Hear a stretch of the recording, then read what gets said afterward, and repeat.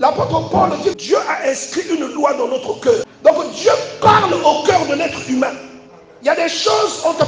Qui a déjà lu le mot masturbation dans la Bible? Tu as déjà lu ça? Masturbation. Comment tu sais que c'est un péché? Regarde ton voisin. Celui qui ne veut pas te regarder, regarde-le.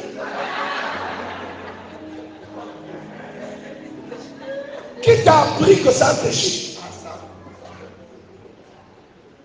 Tu vois qu'il y a des choses, on n'a pas besoin de lire la Bible. Le Saint-Esprit te révèle ça.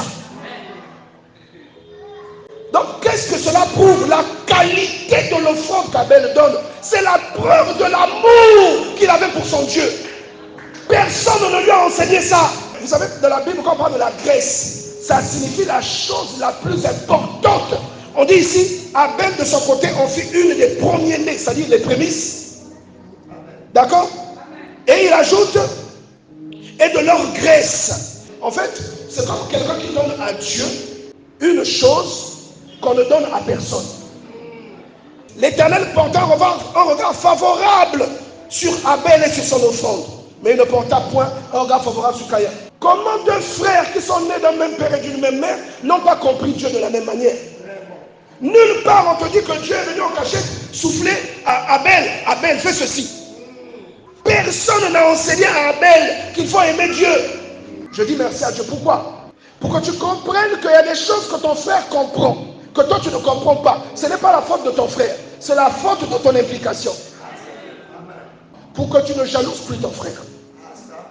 Donc, l'amour de Dieu mérite une réponse. Pour la plupart d'entre nous, Dieu nous aime, mais il n'y a pas de réponse de notre part.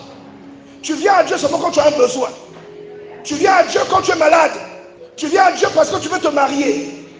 Mais le besoin, c'est-à-dire la réponse naturelle, tu l'aimeras de tout ton cœur. Deutéronome chapitre 6, verset 5. Regarde, beaucoup parmi nous, nous blaguons avec l'amour que nous devons éprouver pour Dieu. Dieu nous a aimés le premier.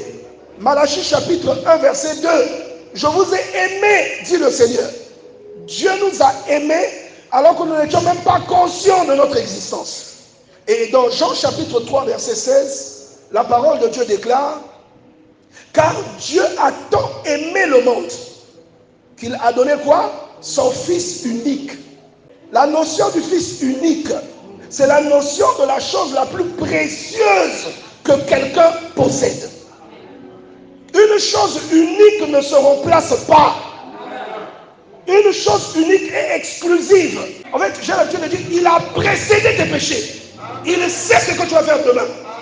Mais il t'a quand même choisi. Alléluia. C'est pourquoi tu dois aimer ton Dieu. Tu dois aimer ton Dieu.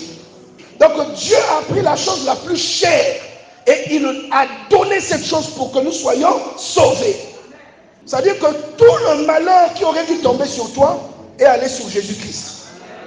Dis à ton voisin, aime ton Dieu. Il y a des choses que tu fais qui sont des réponses à l'amour que Dieu a pour toi. Et ces réponses-là vont te distinguer au milieu de tes frères.